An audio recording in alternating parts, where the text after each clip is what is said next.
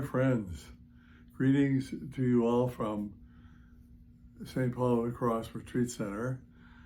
I'm Father Pat, of course, and I'm not wearing my habit. It's out to the cleaners, so to speak.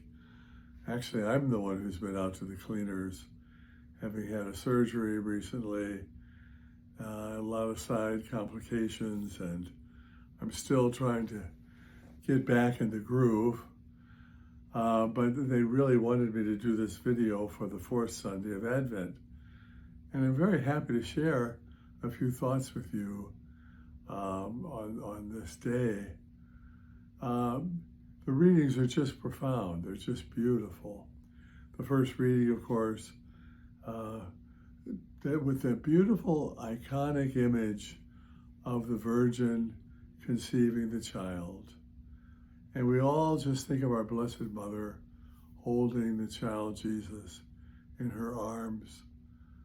What an image, the fulfillment of all that the prophets had spoken of for centuries, for the whole history of the First Testament, the Hebrew Testament, the people longing for the coming of the Savior, trusting, believing, and here's the fulfillment.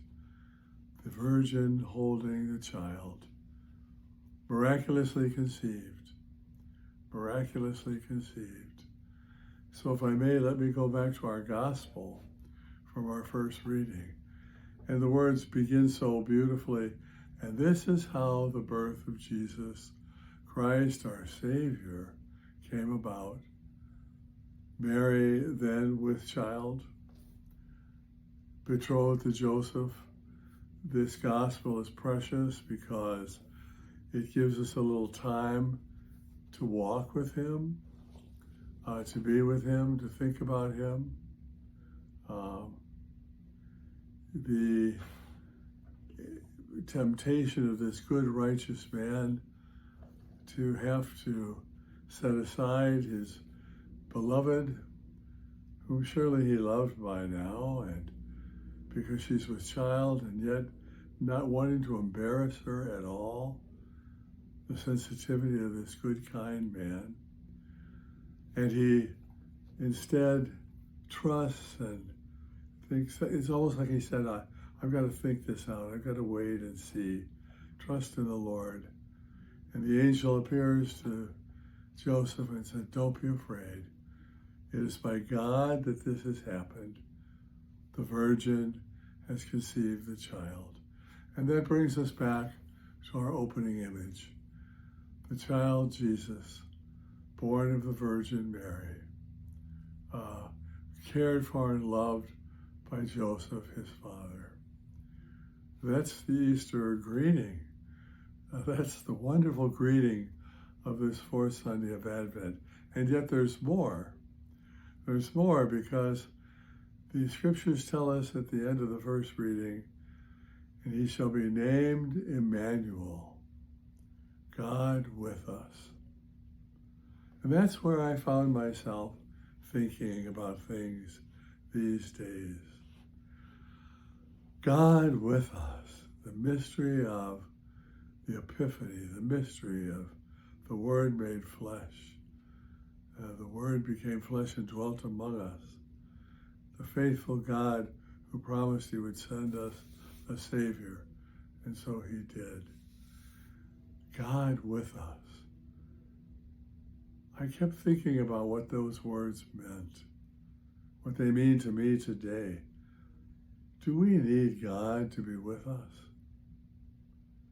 Do we need God with us in our life today?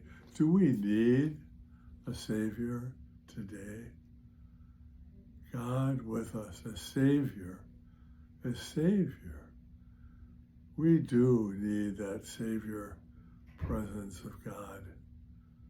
Our darkness that's around us, I'm not the only one who feels embarrassed at a lot of what's going on in our public forum, on the media, people's reputations, the way people are spoken of. God with us. We need God to save us from our darkness. We need God to save us from the division where we look down on our brothers and sisters who don't think the way we think or feel the way we feel about things. This division. It's not what Christ wanted for us. Jumping way ahead in his farewell discourse to the apostles, Jesus prayed for one thing: Father, that they may be one with each other as you and I are one. It means in love, not in issues, not in power, not in control. Be one in love. We need a Savior to show us how to be one in love. We need a Savior today to show us how to hope, how to look at all that's going on around us and to not lose hope. We have a great retreat this year. It's been superb. And it's all about recognizing the turbulence around us, but mostly bringing our faith to it and changing it within. We can't change all that's out there, but we can change how we feel and respond to things within. And that's our faith. That's a people who know that they have been redeemed, they have a Savior, and that God is with us.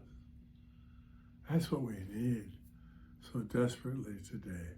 Do we need a Savior? We need a Savior to help us let go of our fear of witnessing with joy and gratitude our beautiful faith, especially as men and women of the Eucharist, who've been given so much to live that faith fully and to bring that faith to others. How do we do that? Through mercy, through forgiveness, through healing, through gratitude, being joyful, being a joyful people who know that they have been saved. And so the Virgin will conceive a child, and his name is Emmanuel. God is with us. We need that Savior today. We need that Emmanuel with us today. And if I may, for a moment, in the beautiful letter of Paul, it gets very heavy in a way. Paul writes profoundly at times in a moment of pure grace, I think. And he's introducing himself to the Romans. First letter, first chapter, first verse to the Romans. The Romans have not been very kind to Paul, and he's introducing himself, and all that he says about himself is found in his description of who Jesus is and what has Jesus done for him, what the Lord has done for him and through him and with him. His whole identity is Christ. And that letter is so beautiful, I would encourage you to read it quietly sometime today. And finally, if I may, Advent, a time for listening, being still, being quiet.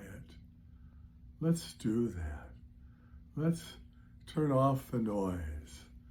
Let's turn off the division. Let's turn off those things that divide us. Let's focus on the things that unite us, like a Savior's saving love unites us. Let's enter into into the Christmas season through Advent by being still, by being quiet, by being with the Lord, our Savior. We carry in our hearts that image, the Virgin who conceived and whose yes to the Lord changed the course of all history. Thank you to you all for being with us this day. And if I may, thank you to so many of you who sent me your prayers and your love during this time of my illness. I'm so grateful for you. I wish you all and all your families a very blessed, blessed Christmas, a very holy Christmas, the most wonderful time of the year, because it's all about Jesus the Christ and the Virgin who brought him to life. God bless you, and Merry Christmas.